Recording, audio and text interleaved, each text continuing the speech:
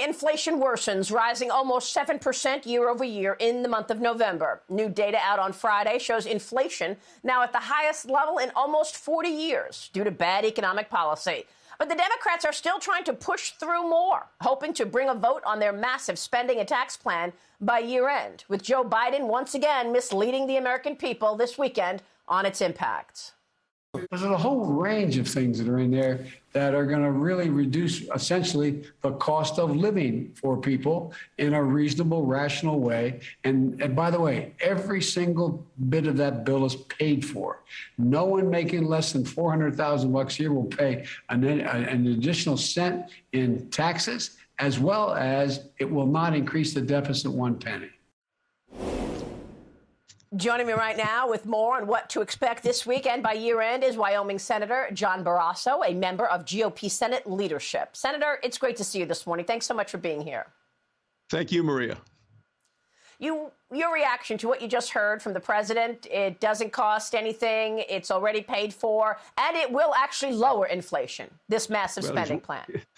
The president is wrong on all of these things. Remember, he started the year by saying America is back, and he's been backpedaling ever since. You know, you look at these new inflation numbers, and our economy is on its back. You look at what's happened after the disaster of Afghanistan, and our back is against the wall in international areas. And now he is pushing this so-called Build Back Better bill. I mean, to me, I look at this will break the back of the American people with taxes, with spending, with all of the mandates. People will end up paying more for just about everything. It will make inflation worse. Taxes will go up. All the tax experts will tell us that at least a third of middle America will pay a lot more in taxes.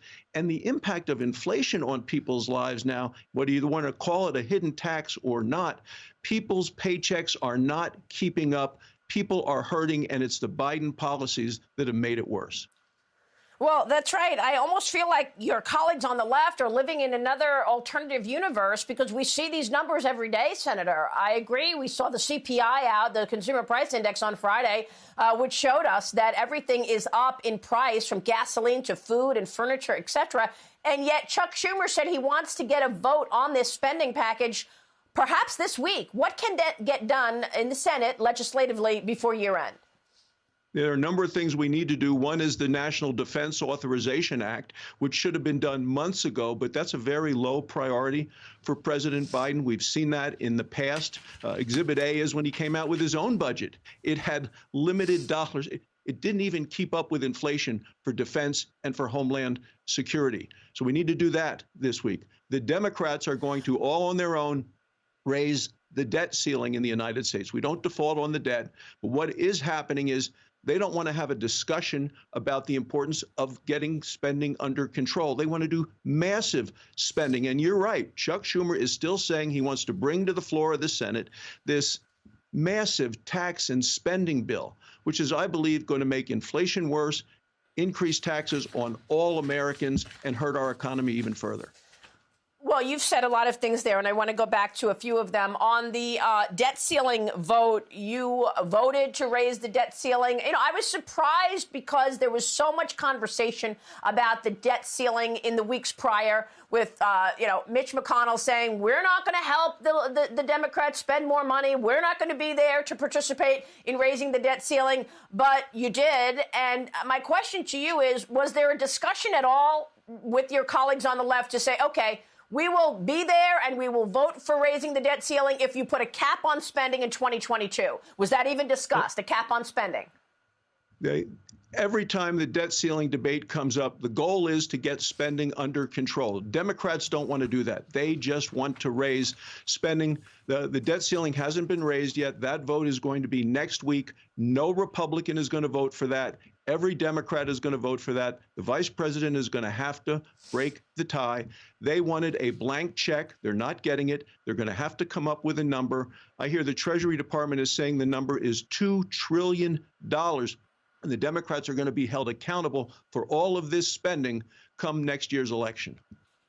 Well, you also look at the money allocated for defense, Senator, and it's laughable to see our adversaries like China and Russia getting more aggressive, and yet we are actually looking at a decline in defense spending in Bernie Sanders' budget, Joe Biden's budget. Look, you just came back from the Middle East. You were great to go to visit our troops over Thanksgiving. We have pictures here to show you with the troops. You were in Bahrain. You know what they're up against, and yet this defense budget is actually a decline in defense spending.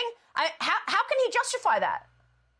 Well, you're right. I go every year for Thanksgiving to be with the Wyoming soldiers. This time was in the Persian Gulf, right across there, eyeball to eyeball with Iran. And what we're seeing is after Afghanistan and the disastrous Biden response there, that our enemies are emboldened and are being more aggressive. Iran is, Russia is, China is. You're seeing it also in North Korea. This should have been passed months ago, because it also includes the raise for our troops. You want to make sure they have the equipment they need, the firepower.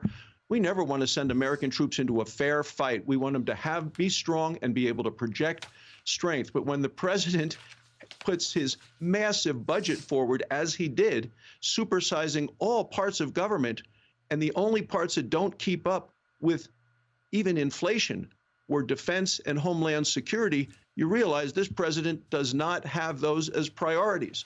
So we now have we'll go to him, will be a new National Defense Authorization Act where we plussed it up in terms of deterrence against China, which is our long-term adversary, the biggest threat long-term.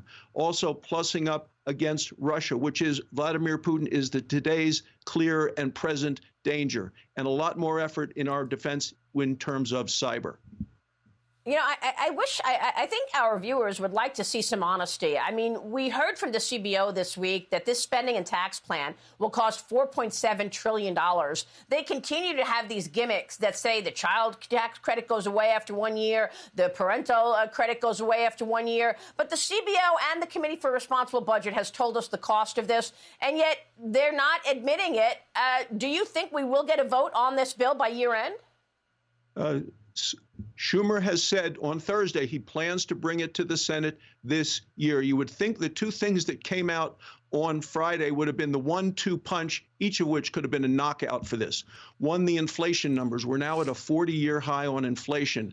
And the other is the true cost. When you get rid of the accounting gimmicks, we're talking close to $5 trillion, $3 trillion added to the debt. You know, Joe Manchin and Kyrsten Sinema are going to have a lot to say with this about this. But you talked about these temporary programs. Remember, Milton Friedman said there is nothing so permanent as a temporary government program. Once they get in there, they stay forever.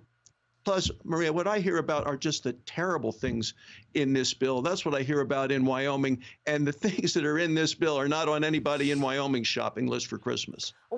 Well, and then, Senator, there's this vaccine mandate. Are we going backwards here as well? The Senate just voted to repeal Biden's federal vax mandate for businesses with the help of two Democrats. You've got more Democrats increasingly seeing that what is coming out of this White House is not in step with what the American people want. Your reaction to what Kathy Hochul in New York has done now, she has a statewide mandate requiring masks indoors unless businesses or vendors implemented a vax requirement. You know, I'm a doctor. I am pro-vaccine and anti-mandate. I'm vaccinated. All my family is vaccinated. But this mandate is a massive government mistake and a government overreach. And the courts are agreeing with us. We had this vote. You're right. Every Republican voted against the mandate to repeal what the president has done. We've had a couple of Democrats as well join us.